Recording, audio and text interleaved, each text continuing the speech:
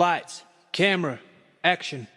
We have been trying to capture domain expertise, human expertise, for a very long time. This is not new what I'm talking about. The key insight here is before it was very difficult. Now it's becoming so much easier. In the past, we would build these things called expert systems, right? The initial AI was not generative AI. It was not neural networks, right? It was painstakingly collecting human rules and then putting them into these rules engines, a lot of symbolic processing, right? Fuzzy logic and so on. And they work reasonably, like rice cookers work on fuzzy logic, right? But they're very limited. But now with what's available with, I'm going to use the word ChatGPT as a generative AI, large language models, we can capture human knowledge much more fluidly, right? How? Just give it the natural language specification. Hi everyone, it's Lauren Hawker-Zaffer. Welcome back to Redefining AI, the tech podcast. In this era of abundant data and ever-advancing analytics, we find ourselves on the brink of a technological revolution. Machine-driven AI has made significant strides with algorithms and models delivering powerful insights and informing better decision-making. But with this progress, a thought-provoking question arises. Will we soon reach a point where AI fully replaces the expertise of humans? Now, our guest today, Christopher Nguyen, firmly believes that the human touch remains irreplaceable. He argues that AI systems, while incredibly powerful, often reflect and reinforce the biases, prejudices, and imperfections of the world as it is. Christopher shares his insights on why achieving the world we truly desire goes beyond augmenting the world we have. A better future, he suggests, requires the interplay between AI and the human eye. So throughout this episode, we'll explore the implications of relying solely on machine-driven AI, the potential risks and limitations it entails, and the critical role human expertise plays in navigating these challenges. We'll also discuss how the human eye can contribute to overcoming biases and ensuring ethical decision-making within the realm of AI. So let's embark on an enlightening conversation that unravels the intricate relationship between AI and human expertise. Welcome, Christopher. Thank you, Lauren. How are you doing today? I'm good. I backed into the office, so I got a lot of adrenaline going. Yes, I think that people are starting to progress or certainly reconvene in an office environment. Absolutely. It's good to be back in the office, right? Do you think it's beneficial that people come together in an office environment? Absolutely. It's like we can go with a whole episode on the topic that I've thought about a lot. But I think there's very few things. I mean, it's nice, for example, to see you on video and so on. But, if we were to work together, the high bandwidth communication that is afforded by, face-to-face communication, it's not just words. We get a lot of clues and everything. And to have a room full of people to do that, we can move at 10 times the speed of distributed. Definitely. I know that a lot of people would disagree with me, but... Definitely. I agree with you. Yeah. So tell us a little bit about who you are, Christopher, and why we're talking to you today about this particular topic.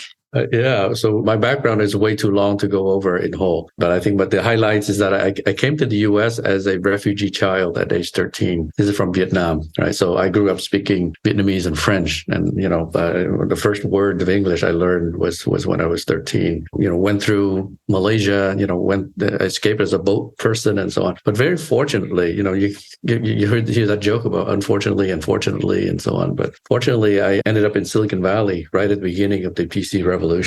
Hacked, the term software hacking and so on, right? Since 13, and I really haven't stopped since. I'm still in fact, right after this, I'm going to get back to some more coding, of our open source code base on AI. But since then, I've had a long career. I've been a professor. I got my PhD at Stanford, undergrad at Berkeley. I've been an executive at Google. I built startups, and most recently, I was an executive at Panasonic through an acquisition of my previous company. where after a long career of digital technologies, I sort of came back to the physical world, right? Panasonic, as you may know, makes all the batteries for Tesla, does a lot of automotive. If you fly, on planes, 70% chance you're looking at that screen, the in-flight entertainment system, the Wi-Fi, the satellite connections, and so on, are provided by Panasonic Avionics. So this is just a sampling of all the physical things that Panasonic is a global maker of.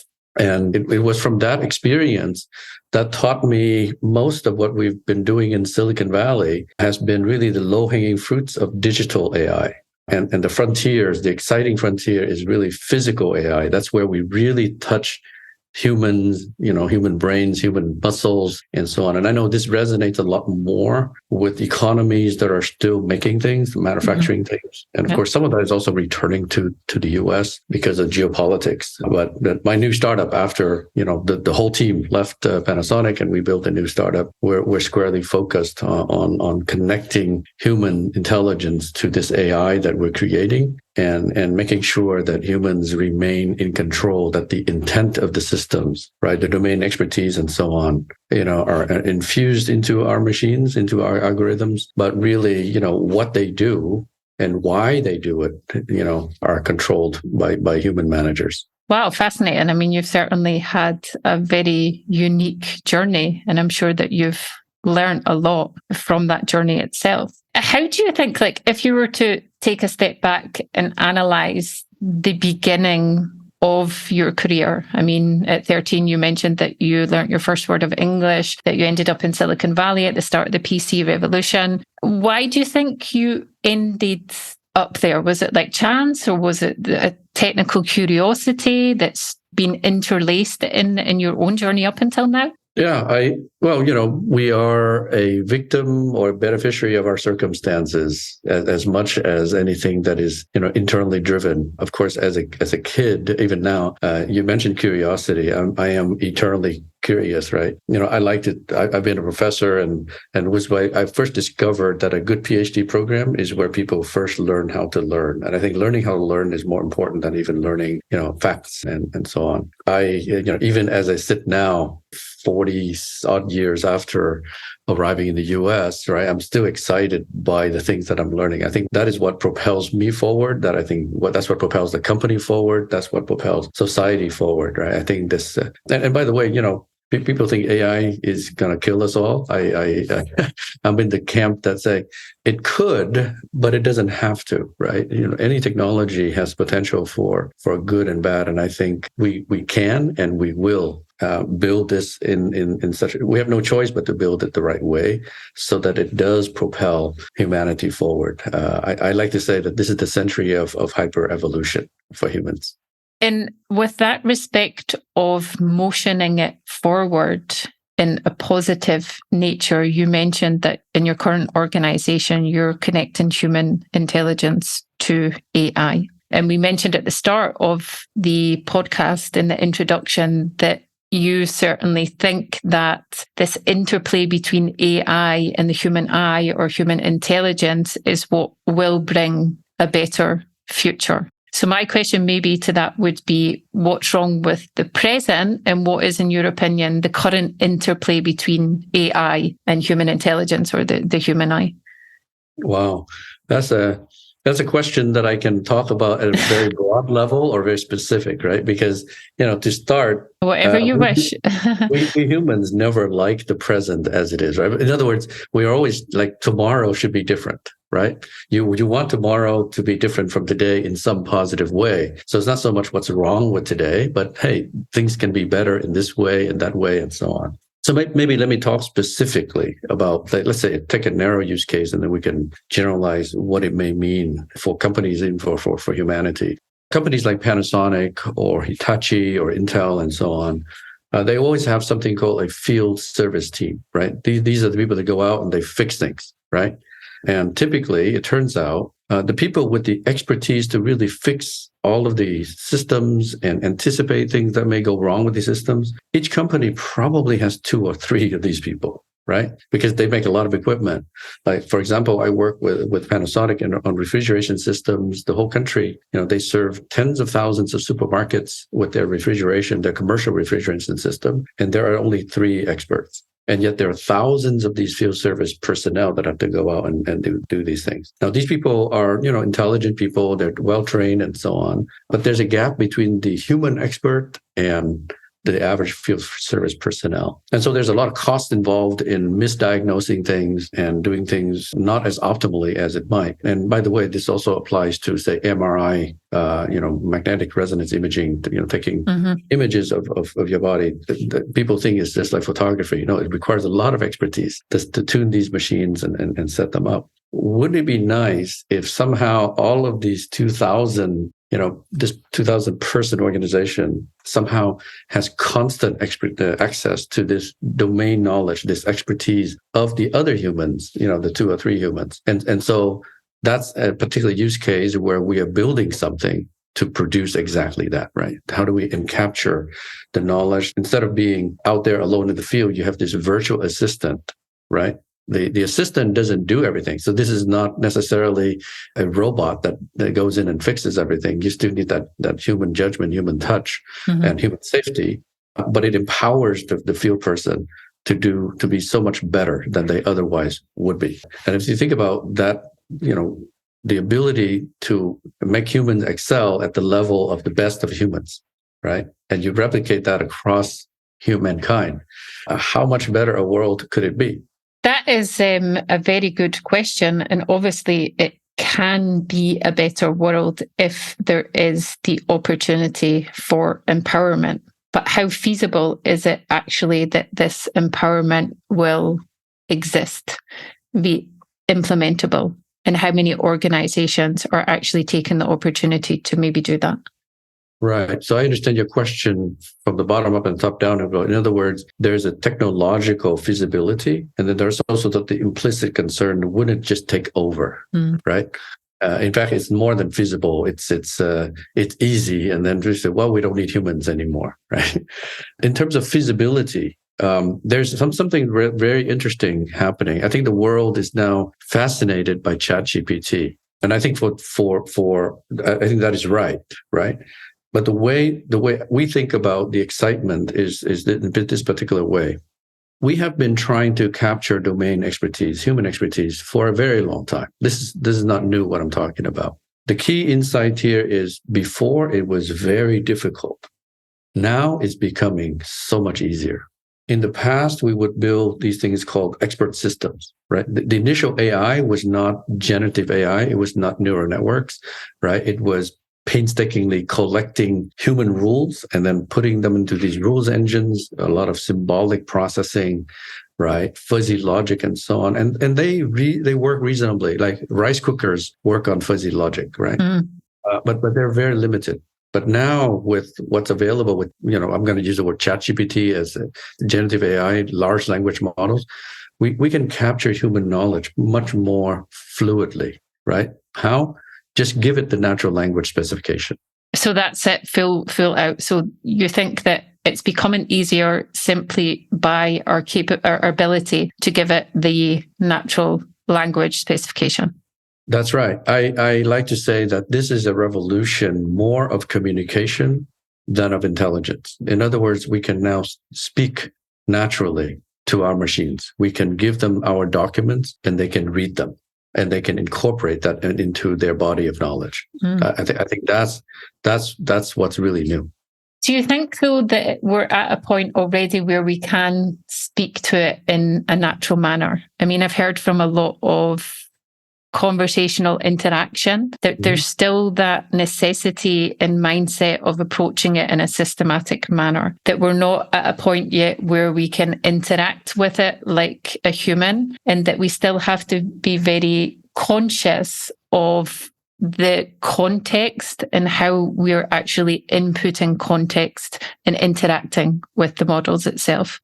Right. So on the one hand, I'm oversimplifying what I just said. There's a whole infrastructure. It's not just the models, right? It's a system that we're building. So, for example, at Aitomatic, we're building a system, a harness. Think of it as a team of these agents working together. A single domain expert cannot solve all problems, right? Let you take an MRI machine. You need an MRI technician expert. You need a radiologist expert. You need a musculoskeletal expert, and so on. So we're building something that allows this team of agents. We call them small specialist model, SSM, right? So they work with what we call GMM, general management models. So there's a whole ecosystem of these things coming together. So it's not just a single model that does it. So with that sort of simplification out of the way, I would say more generally, when we interact with other humans, we also have to take context into account as well, right? When you give instructions to your assistants or other people, you have to, there's almost a lifetime of context. And then you can say, with this person, I'm going to say it this way, maybe even different language. I think that's actually something that we should expect to exactly to interact with our machines in a similar manner. I don't think the future is one gigantic brain, sort of breathing and living in the world and sort of like the image of Gaia, right? I think the future is going to be millions of these agents working with each other, with other humans, right? So we'll have new collaborators. If you think of it that way, the opportunity to build these teams, not just with other humans as we have, but with these emerging agents, and how we would interact with each other, with them, they would with us in this new world. I think that's within the next 5 to 10 years. Interesting. So you would then say, maybe if we go back to the example that you gave with the field service team and the empowerment that will be provided with this virtual assistant, do you think that machine-driven AI will completely replace the knowledge and expertise of humans? Or do you always, from what I've just understand and what you're conveying, feel that there'll be a need for human involvement, especially when it comes to contextualization? Yeah, I think if the world were static, if everything were static, then yes, I think machines will begin to take over this static world of ours, just as they have a century ago and 90 years ago, 80 years ago. The thing is, the world is not static. Humans are not static. Humanity is not static. Even what it means to be humans will also change, right? I think that on the one hand, this question has been asked like almost every industrial revolution, right? And I'm not saying that in a sort of a wishy-washy way, and that therefore, without proof, we'll be okay. What is different this time, I think the concern people have is that for the first time, they seem to be challenging the one property that we think makes us top dog on earth, right? Which is our intelligence. It's okay to be stronger than me, faster than me, but smarter than me. No. But of course, I mean, just not to interrupt you, but intelligence can also be divided into the different facets of intelligence. I mean, Are we talking about intelligence as just general cognitive intelligence, emotional intelligence, or the mixture? Like, what would be Absolutely. the specification? That's what I wanted to get to, which is intelligence is contextual. Intelligence is embodied, right? And so I believe there will always be a role. We can design it that way. So it's kind of like, I think it was Alan Kay who says, the best way to predict the future is to create it. So what future do you want? The future that I want is one where humans leverage everything that the AI, the artificial intelligence that we create, but we leverage it and sort of we remain on top. One of the key things that we can, the role that we can have in this new world is intent. We can keep that bit for ourselves, for example, right? It does require intelligence to have intent to say, I want tomorrow to be this way. And hey, AI, help me make that happen. And I think that's a much more exciting, good world that I want to help build rather than one where, okay, Terminator, let's have the AI take over. And in talking in alignment with that analogy of Terminator taking over, and as you mentioned, like AI helped me make that happen, I recall that you mentioned that there was recently a survey around AI optimism. Yeah. Is there a split globally, or can you give us a bit more insight into the optimism? Yeah. To mention that, as you probably know, there have been a lot of surveys on technology optimism, right? And, they asked respondents in each country, how optimistic are you about this technology, digital technology, say web or mobile and so on. And very consistently, high income countries, measured by GDP per capita, high income countries have always been much more optimistic. right, than emerging countries. Mm-hmm. Generally, everybody's optimistic, but some more than others, right? And then Ipsos did a survey about 12 months ago about AI in particular, and the correlation is exactly reversed. I wish I could. Interesting. If you have a way to share the chart, I'll share that with you. Sure, we can. Yeah.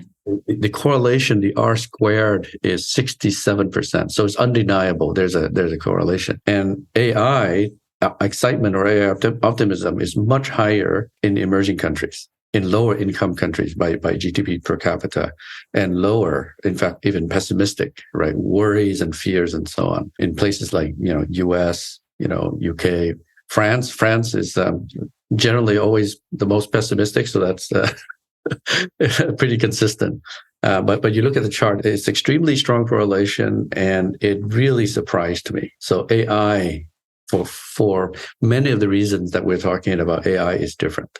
And why do you think that is? Like, why do you think there's been a flip and there's been a realignment in this sort of correlation and the optimism in emerging countries rather than established? Well, first we know, I separate the what from the why, right? The what is undeniable; it's right in front of us. That survey is there. The correlation is strong, and we can speculate as to the why. And when I shared this on Twitter, a lot of people speculated for different reasons. I'll share with you, my speculation. Yeah, please do. My speculation is the following, which is this wave of AI, the ease with which we can encode domain expertise or human knowledge, right, into the machines. This has been the holy grail of what I call the physical industry. The digital industry, I've been at Google 14, 15 years ago. It has been working on the low-hanging fruits of AI machine learning. Digital in, digital process, digital out. It turns out there's abundant data there. So we don't need domain expertise as much to solve the problems of digital industry. But physical industry, after my company was acquired by Panasonic, I learned this lesson, that is that digital AI doesn't work, right? There's not enough data to solve these physical problems. How do you predict the failure of a refrigeration system? Okay, so those sort of physical problems, yeah. Exactly. Because that failure is unique to that workload, that atmosphere, that climate, and so on, and that model of the system. So by the time you collect data, it's already outdated, right? But it turns out if you can incorporate the physics understanding of that service person, all right, and their 30 years of experience, then you can solve that problem. And so with the ease with which now this generative AI can help us do that, the physical AI, the physical world can now get the full benefit of AI. And I think that's consistent with lower income countries still making things. They're still living very much in the physical world versus the service driven economy. I think US is 70-30, right? 70% services. And I looked at Canada is 60% and so on. So I'm kind of rooting for the emerging economies to benefit disproportionately from this wave of AI compared to more advanced economies. It's really fascinating. Do you see then, Christopher, any risks with encoding human knowledge in this respect? Absolutely. And that's the nitty-gritty of implementation. So what are those risks? In fact, the risks are, I was at a panel this past Monday where people talk about trust and AI, trustworthy AI, and worrying about LLMs, hallucination, and they spit out the wrong facts or made up facts and so on, right? And then I remind people at that conference that, you know what? Companies like Panasonic, like Apple, like Intel, and Hitachi, the companies that have been building the heavy industries, the materials industries and so on, they've been dealing with human health and safety for 100 years, right? The reason we're just talking about AI safety in Silicon Valley is because, we're just touching that issue for the first time. But there's a lot we can learn from the industrial economy, right? Cars have gone through, a lot of safety issues, in the early days, and then seat belts and so on. So there's a lot of lessons to be learned in terms of trust, safety, reliability, and so on from that industry. And those lessons on how they do it, right? The process for that, even the regulatory considerations and so on. A lot of that can be learned from and applied sort of appropriately to AI. But yes, the safety issues are ever present.